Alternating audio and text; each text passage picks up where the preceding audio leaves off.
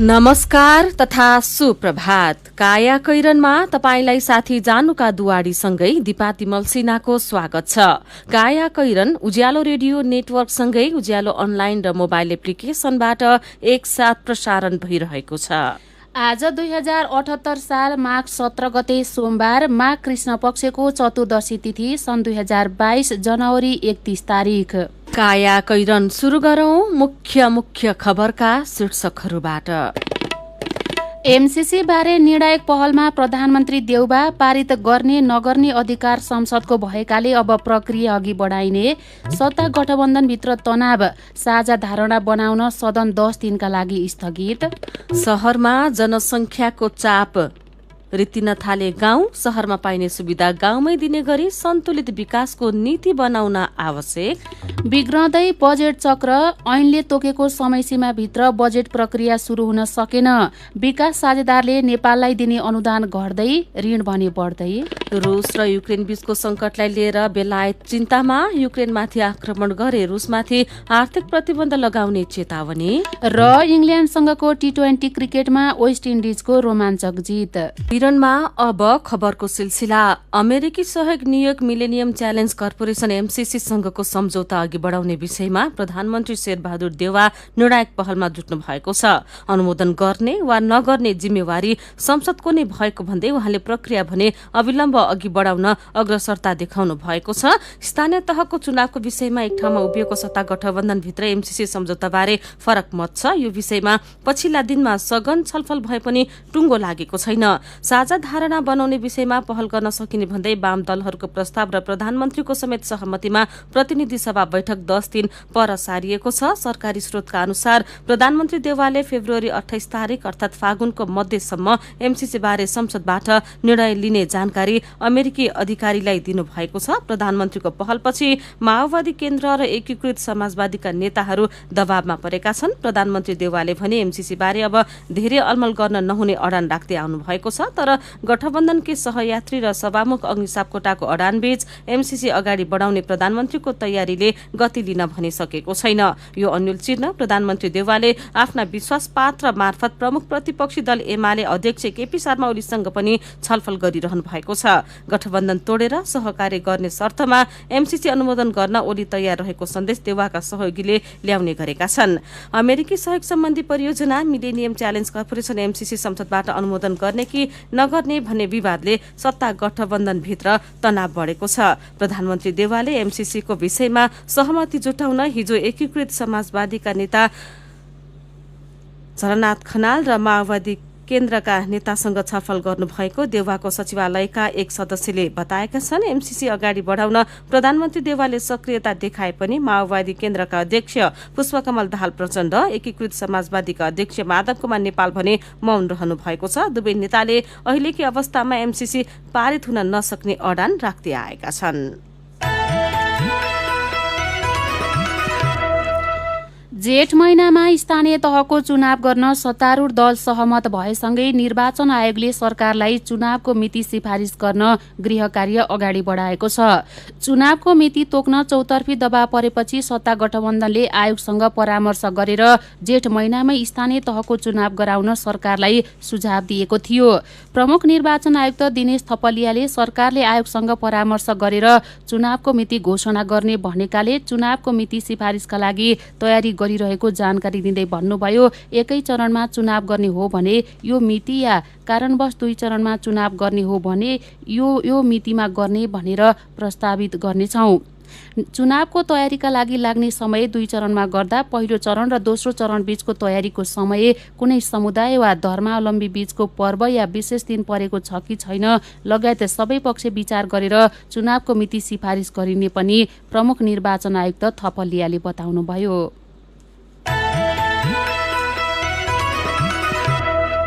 राष्ट्रिय जनगणना 2078 को प्रारम्भिक तथ्याङ्क अनुसार गाउँ रितिँदै र शहर भरिँदै गएका छन्। कुल जनसङ्ख्याको 2/3 जनसङ्ख्या शहरमा केन्द्रित भएका छन् भने 1/3 मात्र गाउँमा छन्।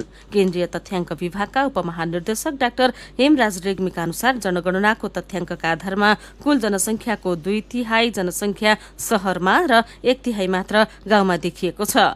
उहाँका अनुसार नेपालमा क्रमिक रूपमा शहरको संख्या बढ्दै गएको र व्यक्ति स्वाभाविक रूपमा सुविधा भोगी भएकाले गाउँभन्दा शहरमा बसाई सर्ने क्रम बढेको छ। गाउँमै शहरमै सुविधा उपलब्ध गराएर थाथलोमा नै नागरिकलाई बस्ने वातावरण तयार पारिदिने हो भने शहरी जनसङ्ख्यामा कमी आउँदै जान्छ। शहरमा जनसङ्ख्या धेरै हुनु सभ्यताको प्रतीक पनि भएको डाक्टर रेग्मीले बताउनुहुन्छ। उहाँले भन्नुभएको छ, विपन्न देशको कोटीबाट विकासोन्मुख देशमा प्रवेश गर्न पनि गाउँमा भन्दा शहरमा जनसङ्ख्या धेरै हुनुपर्छ। यो सकारात्मक पक्ष पनि हो। सबैभन्दा धेरै जनसङ्ख्या भएका शहरमा काठमाडौँ, पोखरा, भरतपुर, ललितपुर र वीरगञ्ज महानगरपालिका रहेका छन्। त्रिभुवन विश्वविद्यालय समाजशास्त्र विभागका उपप्राध्यापक एवं समाजशास्त्री सुमन्त घिमिरेले जनगणना 2078 को तथ्याङ्कले शहरमा जनघनत्व बढ्दै जाँदा शहरमा विविध प्रकृतिका चुनौती पनि थपिँदै जाने बताउनुहुन्छ।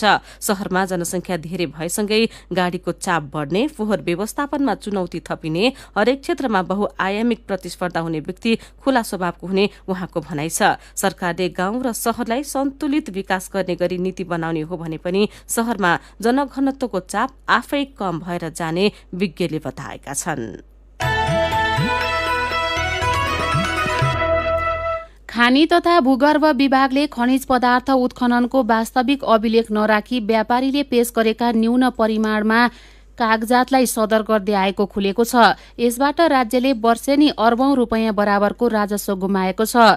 चुनडुङ्गा खानी उत्खननको अनुमति दिएपछि नियमित अनुगमन, निगरानी एवं उत्खनन गरिएका कच्चा पदार्थको परिमाणको एकिन विवरण फिल्डमै गएर संकलन गर्नुपर्नेमा त्यसो नगरी विभागले व्यापारीले पेश गरेका एकतर्फी कागजातका भरमा मात्रै रोयल्टी निर्धारण गरेको पाइएको हो। खानी विभागका सूचना अधिकारी नारायण बास्कोटाले विभाग आफै फिल्डमा पुगेर उत्खनन भएको कच्चा पदार्थको परिमाण संकलन गर्ने स्थिति नभएको स्वीकार गर्नुभयो। अख्तियार दुरूपयोग अनुसन्धान आयोगले 9वटा खानी उद्योगले राजस्व छलेको कसुरमा सञ्चालकहरूसँग बयान लिँदा नै झुटो दाबी पेश गरेका छन्। स्वीकृत अनुमति बिना चुनडुङ्गा उत्खनन गरेको विषयमा बयान दिँदा व्यापारीले कुनै कानून उल्लङ्घन नगरेको जिकिर गरेका छन्। तर जिकिर विपरीत आफैले हरेक वर्ष जरिवाना रकम तिरेका छन्। त्यति मात्र होइन, पटक पटक जरिवाना तिर्दै तोकिएको भन्दा बढी उत्खनन गर्ने गरेको उनीहरूले विवरण पेश गरेकोबाटै पुष्टि हुन्छ। अभिलेख नै नराखी खानी उत्खननको परिमाण सम्बन्धी कागजात विभागबाटै गायब, व्यापारीले पेश गरेका विवरणका भरमा रोयल्टी निर्धारण शीर्षकमा कान्तिपुर दैनिकले खबर लेखेको छ। काया कैरनमा कोरोना क्याप्सुलसँगै खबरको सिलसिला बाँकी नै छ, सुन्दै गर्नुहोला। उज्यालो रेडियो नेटवर्कसँगै उज्यालो अनलाइन र मोबाइल एप्लिकेशनमा प्रसारण भइरहेको काया कैरनमा तपाईंलाई फेरि स्वागत छ। यतिन्जेल हामीले एमसीसी बारे निर्णायक पहलमा प्रधानमन्त्री देउवा, सत्ता गठबन्धनभित्र साझा धारणा बनाउन सदन 10 दिनका लागि स्थगित, चुनावको मिति सिफारिस गर्न गृह कार्य गर्दै निर्वाचन आयोग, शहरमा जनसंख्याको चाप, रित्तिँदै गाउँ लगायतका खबर प्रस्तुत गर्यौं। अब बाँकी खबर। कोरोनाको तेस्रो भेरिएन्ट ओमिक्रोनको संक्रमण केही दिन यता घटेर गएको छ, तर ज्यान गुमाउनेको संख्या भने अझै उच्च छ। कोरोना भाइरसको तेस्रो भेरिएन्ट ओमिक्रोनका कारण फैलिएको संक्रमणबाट ज्यान गुमाएका 32 जनाको विवरण हिजो स्वास्थ्य तथा जनसंख्या मन्त्रालयले सार्वजनिक गरेको छ। मृत्युदर उस्तै रहे पनि संक्रमण दर भने केही दिन यता घटेको छ। हिजो 3540 जनामा संक्रमण पुष्टि भएको छ। निको हुनेको संख्या पनि बढेर गएको छ। हिजो संक्रमित हुने भन्दा दोब्बर संक्रमित निको भएका छन्। स्वास्थ्य मन्त्रालयको प्रतिवेदन अनुसार 6359 जना संक्रमित निको भएका छन्। काया कैरनमा अब कोरोना क्याप्सुल लिएर आइपुग्नु भएको छ गोपाल गुरागाई।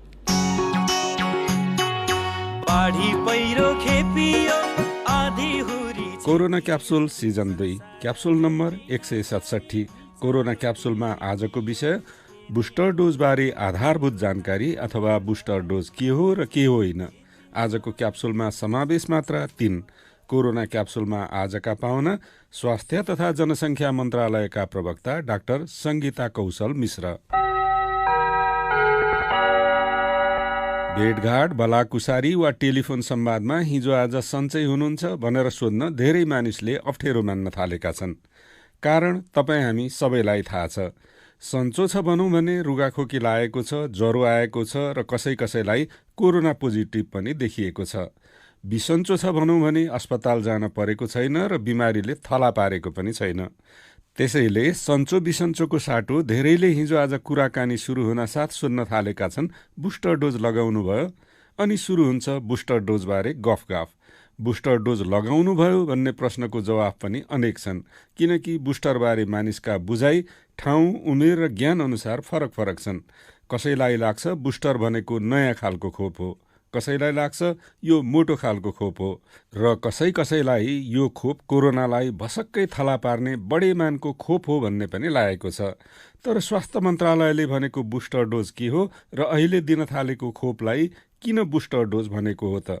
सुनौ कोरोना क्याप्सुलको पहिलो मात्रा। जुन हाम्रो जिउमा प्रतिरोग प्रतिरोधात्मक क्षमता कोरोनाको अगेन्स्टमा बनिराखेको हुन्छ, त्यसलाई बढाउनेलाई चाहिँ हामीले बुस्टर डोज भन्छौँ। जसरी कुनै पनि रोगले हामी ग्रसित हुन्छौँ अनि बिस्तारै त्यसबाट हाम्रो जिउको लड्ने क्षमता चाहिँ बिस्तारै घट्दै जान्छ। त्यो घट्दै जाँदा क्रममा हामीले फेरि अर्को एउटा डोज लगायौँ भने त्यो रोगसँग लड्ने क्षमताको विकास भइसकेको हुन्छ, त्यसमा चाहिँ थप प्रभावकारी हुन्छ। बुस्टर डोजको कुरा सुरु हुनु अघि सरकारले अतिरिक्त खोपको कुरा गरेको थियो। 60 वर्षभन्दा माथिका दीर्घरोगी तथा रोग प्रतिरोध क्षमता कम भएका नागरिकलाई एक दिन खोप दिएपछि अतिरिक्त खोप जसरी सुरु भएको थियो त्यसै गरी स्थगित पनि भयो। अतिरिक्त खोप स्थगित भएपछि बुस्टर डोजको कुरा सुरु भयो।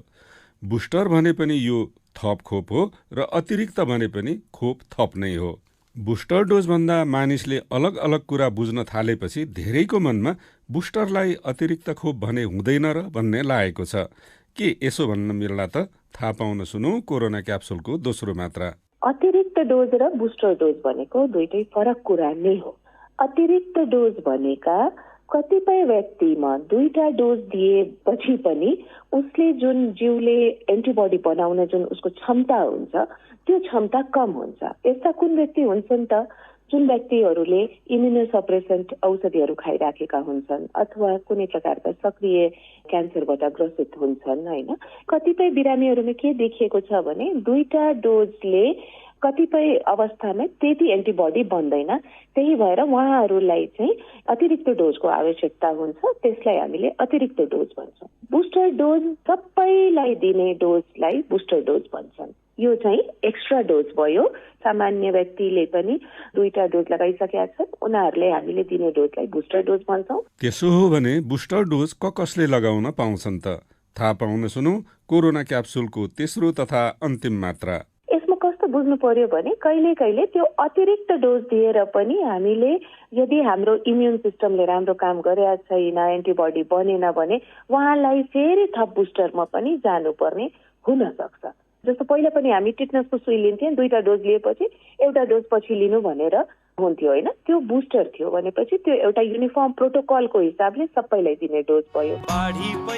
बुस्टर डोज के हो र के होइन भन्ने विषयमा जानकारीका मात्राहरूको लागि स्वास्थ्य तथा जनसङ्ख्या मन्त्रालयका प्रवक्ता डाक्टर सङ्गीता कौशल मिश्रलाई धन्यवाद र कोरोना क्याप्सुलका मात्राहरू सुन्नुभएकोमा तपाईँलाई पनि धन्यवाद। लौ त कोरोनाको अर्को क्याप्सुलमा फेरि भेटौँला।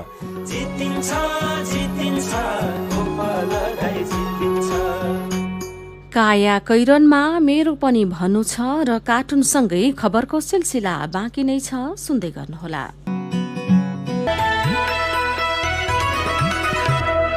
सीधा कुरा प्रष्ट विचार काठमाडौँमा 90 मेगाहर्ज उज्यालो रेडियो नेटवर्क मार्फत देशभरिका विभिन्न एफएम स्टेशन तथा उज्यालो अनलाइन र मोबाइल एप्लिकेशनमा प्रसारण भइरहेको काया कैरनमा तपाईंलाई फेरि स्वागत छ। अब बाँकी खबर।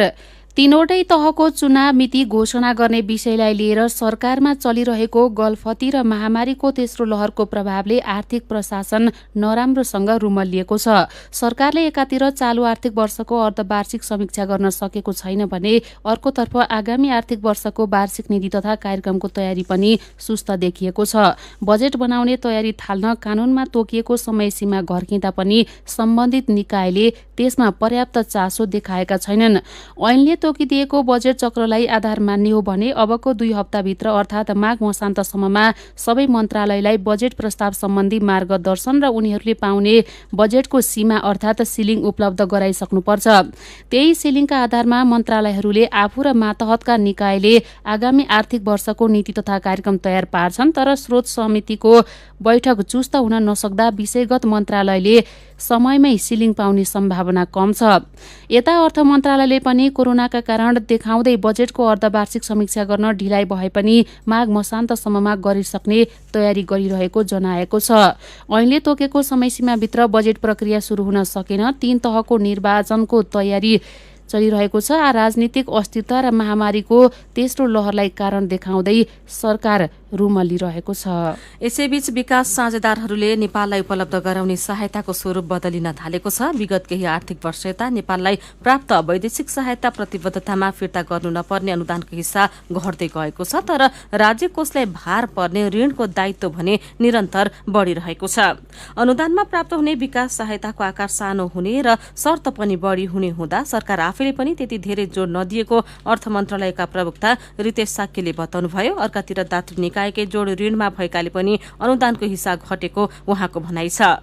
त्यसो त सरकारले स्रोत जुटाउनका लागि वैदेशिक ऋणको आकार पनि बढाउँदै लगेको छ। खास गरी संघीयता कार्यान्वयनको सन्दर्भमा बढेको दायित्व पूर्ति गर्नका लागि आन्तरिक स्रोत पर्याप्त नभएपछि विकास सहायताका लागि निर्भरता बढेको देखिन्छ। विकास साझेदार स्वयंले नै संघीयताका कारण खर्च बढेको र त्यस्तो अवस्थामा सहयोग गर्न तयार रहेको बताउँदै आएका छन्। मेरो पनि भन्नु छ। स्थानीय तहको चुनाव बारेमा मिथुन सुवालको प्रतिक्रिया छ। सरकारमा रहेका दललाई पाएक पर्ने समयमा चुनाव घोषणा गर्ने चलन नयाँ होइन। यसलाई रोक्नको लागि चुनाव कहिले गर्ने भन्ने निर्णय गर्ने अधिकार निर्वाचन आयोगलाई दिनुपर्छ। यो मितिमा जनप्रतिनिधिको म्याद सकिन्छ र यति समय अघि चुनाव गराउनुपर्छ भनेर आयोगले निर्णय गर्ने र सरकारले व्यवस्थापकीय काम गर्नुपर्छ। सुषमा आचार्य लेख्नुहुन्छ, मलाई त अहिले पनि जेठमै स्थानीय चुनाव गर्छन् भन्ने विश्वास छैन। अहिले एमसीसी चाँडो पास गर्नुपर्ने चर्चा सुरु भएको छ। संसद बैठक सारिएको छ। अब यही भूमरीमा स्थानीय चुनाव पनि परेर पर धकेलिन्छ कि भन्ने चिन्ता पो बढ्यो। शिक्षा मन्त्री देवेन्द्र पौडेलले सरकारी सम्पत्ति निजी प्रयोजनमा प्रयोग गर्न दिन्न भन्नुभएको खबर उज्यालो अनलाइनमा पढेर खगेन्द्र निरौला लेख्नुहुन्छ, गलत काम गर्नेलाई कारबाहीको दायरामा नल्याएसम्म समस्या बढिरहन्छ। यहाँ माथिल्लो निकायबाटै सरकारी सम्पत्तिमाथि लापरवाही भइरहेको हुन्छ र सरकारी सम्पत्ति ओगट्नेहरूले छुट पाउँछन्। यदि जिम्मेवार व्यक्तिले जिम्मेवारी पूरा गर्ने हो भने समस्या आउँदैन। अनि अर्थमन्त्री जनार्दन शर्माले अर्थतन्त्रमा देखिएका समस्याको जड राजनीति हो भन्नुभएको खबर पढेर गीता घिमिरे लेख्नुहुन्छ, तपाईले अहिले देख्नुभएको अर्थतन्त्रको समस्या मात्र होइन, हामीले पाइला पाइलामा भोग्दै आएका समस्या राजनीतिकै कारण भएका हुन्। राजनीति सुध्रने हो भने अरू धेरै क्षेत्र सजिलै सुध्रन्छ। विचारका लागि तपाईलाई धन्यवाद। मेरो पनि भन्नु छ। मेरो पनि भन्नु छ प्रस्तुत गर्दै हुनुहुन्थ्यो साथी अर्जुन पोखरेल। काया कैरनमा अब विदेशको खबर। रुस र युक्रेन बीचको संकटलाई लिएर बेलायतले चिन्ता व्यक्त गरेको छ। रुसले युक्रेनमाथि आक्रमण गरे आर्थिक प्रतिबन्ध लगाउने चेतावनी रुसलाई बेलायतले दिएको छ। यस्तै रुसको सेना युक्रेनको सीमामा प्रवेश गरेमा बेलायतले पनि नेटो सैन्य गठबन्धन पठाउने जनाएको छ। रुस र युक्रेन बीचको संकटमा बेलायत चिन्तामा रहेको भन्दै विभिन्न देशहरूले कारण खोजिरहेका बीबीसीले जनाएको छ। रुस र युक्रेन बीच संकट गहिरिँदै गएको छ। अब खेल खबर। इङ्ल्यान्डसँगको टी20 क्रिकेटमा वेस्ट इन्डिज 17 रनले विजय भएको छ। वेस्ट इन्डिजमा गैराती भएको खेलमा पहिले ब्याटिङ गरेको वेस्ट इन्डिजले निर्धारित 20 ओभरमा 4 विकेटको क्षतिमा 179 रन बनाउँदै इङ्ल्यान्डलाई 180 रनको लक्ष्य प्रस्तुत गरेको थियो। जवाफी ब्याटिङ गरेको इङ्ल्यान्डले 19.5 ओभरमा सबै विकेटको क्षतिमा 162 रन मात्र बनाउन सक्यो। 2-2 को बराबरीमा रहेको टी20 गैराती भएको निर्णायक अन्तिम खेलमा वेस्ट इन्डिज विजयी भएको हो। वेस्ट इन्डिजका जेसन होल्डरले 1 ओभरमै ह्याट्रिकसँगै 4 विकेट लिए। यसैबीच Pakistan super league PSL cricket अन्तर्गत गैराती भएको खेलमा लोहार क्वालान्डार्सले कराची किङ्समाथि 6 विकेटको जित हासिल गरेको छ। पहिले ब्याटिङ गर्दै कराची किङ्सले 20 ओभरमा 7 विकेटको क्षतिमा 170 रन बनाउन सफल भयो। जवाफी ब्याटिङ गर्न आएको लाहोर क्वालिन्डर्सले फकर जवानको शतकसँगै 174 रन बनाउँदै विजय हासिल गरेको हो। अब केही खबर संक्षेपमा। राजस्व छली मुद्दामा पाटन उच्च अदालतले मागेको 75 लाख रुपियाँ धरोटी बुझाउन नसकेर गएको वर्ष फागुन 19 देखि नखु कारागारमा रहेका परवानीपुर 1 बाराका उमाशंकर रायभर हिजो छुट्नु भएको छ। सर्वोच्च अदालतले शुक्रबार धरोटी रकम 25,000 रुपियाँमा जारी दिएपछि उहाँ थुनामुक्त हुनुभएको हो। रायभरको नागरिकताको फोटोकपी, फोटो हस्ताक्षर र ल्याप्चे दुरूपयोग गरी सर्लाहीका सरोज कुमार मिश्रले खोलेको ब्लू क्रस ट्रेडर्स र JN सप्लायर्सले झण्डै 28 करोड़ रुपियाँ राजस्व छली गरेको पाइएको थियो। जागिरको आश्वासनमा नागरिकता दिएका बारा परवानीपुरका उमा शंकर रायभर 11 महिनादेखि नखु कारागारमा हुनुहुन्थ्यो। नागरिकता दुरूपयोग गरी 28 करोड़ राजस्व छली गर्ने योजनाकारहरू भने कानूनको पहुँच बाहिरै रहेका खबर कान्तिपुर दैनिकले छापेको छ। राष्ट्र बैंकले हायर पर्चेज कर्जा दिने कम्पनीहरूलाई लगानी दिन सक्ने सीमा तोकेको छ। हायर पर्चेज कर्जा दिने कम्पनीलाई स्वीकृति दिने नीतिगत एवं प्रक्रियागत व्यवस्था 2070 तेस्रो संशोधन 2078 मार्फत राष्ट्र बैंकले यस्तो व्यवस्था गरेको हो। काया कैरनमा अब पालो उखानको।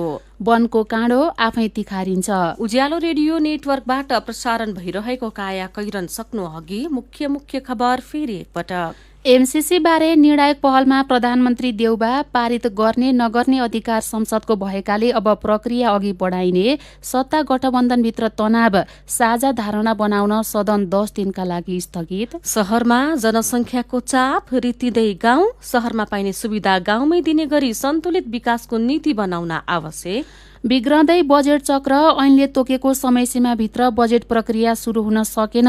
विकास साझेदारले नेपाललाई दिने अनुदान घट्दै, ऋण भने बढ्दै। रुस र युक्रेन बीचको संकटलाई लिएर बेलायत चिन्तामा, युक्रेनमाथि आक्रमण गरे रुसमाथि आर्थिक प्रतिबन्ध लगाउने चेतावनी। र इङ्ल्यान्डसँगको टी20 क्रिकेटमा वेस्ट इन्डिजको रोमाञ्चक जित। अब कार्टुन। आज हामीले अविनले बनाउनु भएको कार्टुन लिएका छौं। यहाँ कार्टुनमा प्रधानमन्त्री शेरबहादुर देउवा, प्रचण्ड र माधव कुमार नेपाल जस्ता देखिने व्यक्ति छन्। अनि त्यहाँ स्थानीय चुनाव लेखेको एउटा ठूलो बाकस पनि छ। त्यो बाकसलाई प्रचण्ड र माधव कुमार नेपालले धकेल्दैछन्। प्रधानमन्त्री देउवालाई पनि उनीहरूले धकल्नुहोस् न भनेर अनुरोध गरेका छन्। तर देउवा भने हात पछाडि बाँधेर चुपचाप बसेका छन्। अनि स्थानीय चुनाव लेखेको बाकस धकेलेर पर पुर्याएपछि प्रचण्ड र नेपाललाई धकेल्दै देउवा भन्दैछन्, ल धकेले। आजको काया कैरन सकिएको छ। काया कैरनबाट प्राविधिक साथी प्रवीण श्रेष्ठसँगै हामी पनि बिदा माग्छौं। काया कैरन सुन्नु भएकोमा तपाईलाई धन्यवाद। उज्यालो मोबाइल र अनलाइनमा प्रसारण भइरहेका रेडियो र अनलाइनका सामग्री भाइबरमा पनि उपलब्ध छन्। कोरोना विरुद्धको खोप लगाए पनि मास्क लगाउन र भौतिक दूरी कायम राख्न नबिर्सौं। नमस्कार।